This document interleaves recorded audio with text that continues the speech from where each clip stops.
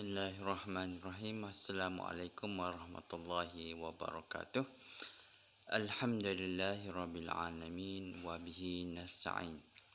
Terima kasih kerana sudi mendengar celoteh dan bicara saya pada hari ini.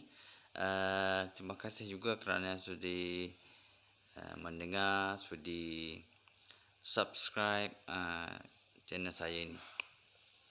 Hari ini saya nak sambung lagi bicara saya pada pagi semalam. Itulah berkaitan dengan shoot wasing. Berkaitan dengan wasing lagi. Kita sebagai orang kata pemimpin lah, pemimpin dalam sebuah negara kena harus bertanggungjawab di atas apa yang telah kita lakukan kepada rakyat-rakyat jelata, kepada orang-orang di bawah kita lah. Kita kena tahu apa yang berlaku pada rakyat yang mana cucuk vaksin, apa yang berlaku kepada rakyat yang tak ambil vaksin. Itu semua kita kena tahu, kena ambil cara belaka, kena ambil kira belaka. Kalau kau ambil vaksin, tengok pula bagaimana keadaan dia lepas dia ambil vaksin tu, sebulan ataupun seminggu, 2 minggu, sebulan. Tengok tingkah laku dia dah berubah ataupun tidak dan sebagainya, sakit ataupun tidak. Kalau kita sebagai pemimpin yang bertanggungjawab, kalau kita tak bertanggungjawab, kita biarkan sajalah. Gitu. Okey, yang tak cucuk vaksin pun kita kena ambil cara juga. Kena ambil dia macam kata dia bekerja dalam sektor kerajaan kan, dalam government. Dia jadi cikgu ke, dia jadi askar ke, polis ke dan sebagainya. Dia tolak untuk ambil vaksin ni, untuk nak ambil cucuk ni. Dia tak cucuk. Kita tengok dia ni, adakah dia yang saya perhatikan sekarang ni, mereka ini diasingkan. Mereka ini disisihkan daripada kawan-kawan yang lain. Contohnya, saya berikan satu contoh. Guru kan, guru yang tidak cucuk, yang tidak ambil vaksin diasingkan, diasingkan daripada orang lain, diasingkan daripada kawan-kawan, tak diberikan kebenaran masuk kelas, tak dibenarkan bergaul dengan kanak-kanak, dengan budak-budak, dengan pelajar-pelajar, dengan murid-murid dan seumpamanya. Tak dibenarkan bergaul dengan kawan-kawan. Ini pembimbing kena tanggungjawab ni. Pembimbing esok kena tanggungjawab dan kena tanya esok. Kena tanya dengan Allah Subhanahu Wa Taala, kenapa dia buat macam ni? Tengok macam mana orang dah, kita tengok kan, dalam sebulan 2 ni kan, masjid yang terakhir sekali dia buat apa?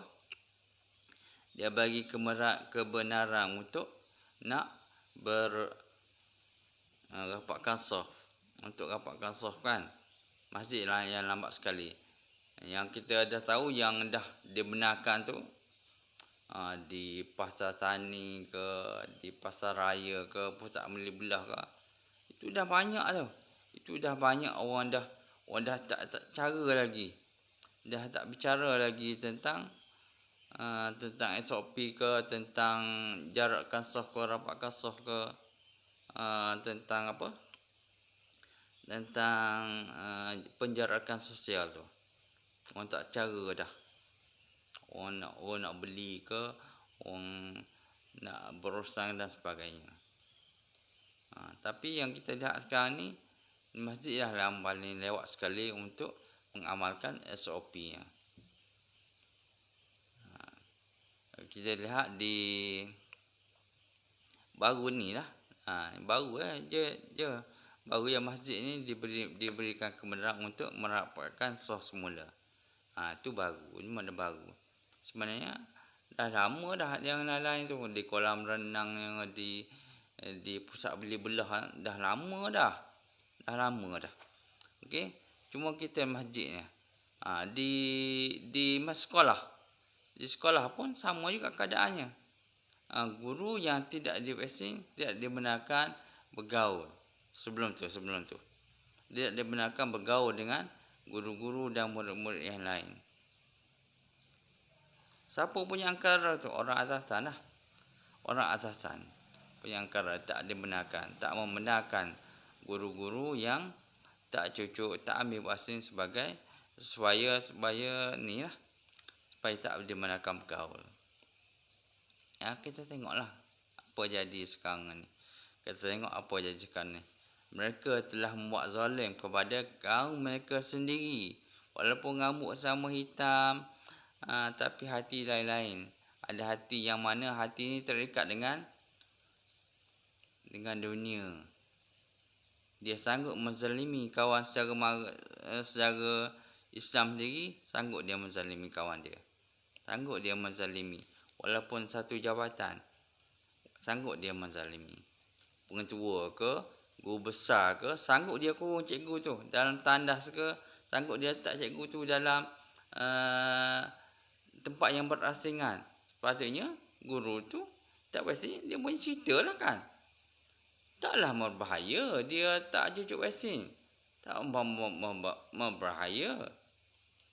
Dia tak cucuk vaksin ni. Ni sampaikanlah dia ni bahaya. Dia bawa penyakit lah, dia bawa sial lah dan sebagainya. Kita tengok sekolah yang mana semua guru dah divaksin, dah dicucuk. Kena juga. Kena kat mana? Tak ada. Tak ada pun orang tu pergi ke tempat mana? Tak ada pula yang orang yang tak cucuk vaksin. Semua cucuk vaksin. Tapi kena juga. Kena juga penyakit COVID tu. Ini membuktikan bahawasanya orang yang ambil vaksin tu tak tahu. Bukan sebenarnya orang yang tak vaksin tu mahu penyakit. Tak. Kalau dia mahu penyakit, dah lama dah. Kerajaan dah kurung dia, dah penjarakan dia. Tapi gitulah. Gitulah. Sebab apa? Sebab tak baca Quran ni lah. Sebab tak baca Quran ni. Orang cakap dia berlaku zalim terhadap diri dia dan diri keluarga dia dan diri saudara mara dia. Dan diri dia tak tahu apa benda yang masuk dalam tubuh dia ni. Dia tak tahu apa benda yang dicucuk dalam tubuh dia ni. Dia ikut je orang. Walaupun tu dah dimuzakarahkan, tapi dia kena ingat bahawasanya ada lagi di luar sana mereka yang tak cucuk tu ada sebab-sebab tertentu. Memudaratkan, ada benda yang dimasukkan dalam vaksin tu, macam benda-benda yang daripada monyet lah, daripada janin manusia lah, daripada benda-benda yang kotor dimasukkan dalam vaksin tu. Kita terima je. Tak apa, kita terima je. Sebab kita dah ada berzakarah, kita terima je.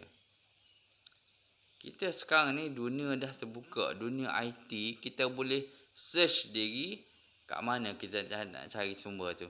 Kenapa orang ramai menolak? Kenapa ramai yang menolak? Kita kena tahulah, kita cari sebab-sebab dia. Saya tak boleh menolak lah. Sebab saya ni kerja dengan government. Saya kerja kerajaan. Saya terpaksa akulah kerajaan. Saya pun kerajaan juga. Tapi saya menolak. Saya tak boleh jumpa lah dengan anak saya nanti.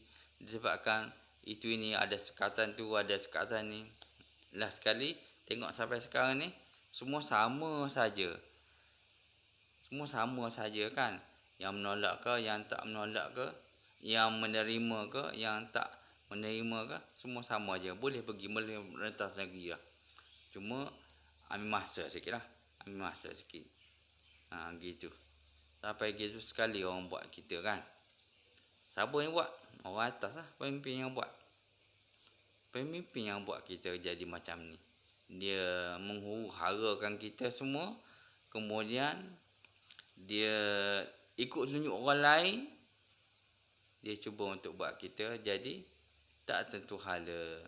Semua berpecah dah. Berpecah, masyarakat guru pun berpecah. Masyarakat polis, tentera pun berpecah. Kenapa? Kerana wasing ya. Kerana wasing. Air suci tu. Kerana air suci tu berpecah dah. Kan? Okey? Itu saja untuk kali ni. Cuba renungkanlah. Pemimpin-pemimpin yang di atas tu, besok-besok Tuhan akan tanya kamu. Kenapa kamu suruh orang lain rakyat jelata cucuk semuanya? Kenapa? Kamu paksa pula orang bawahan kamu ni, ketua-ketua jabatan ni, suruh cucuk juga.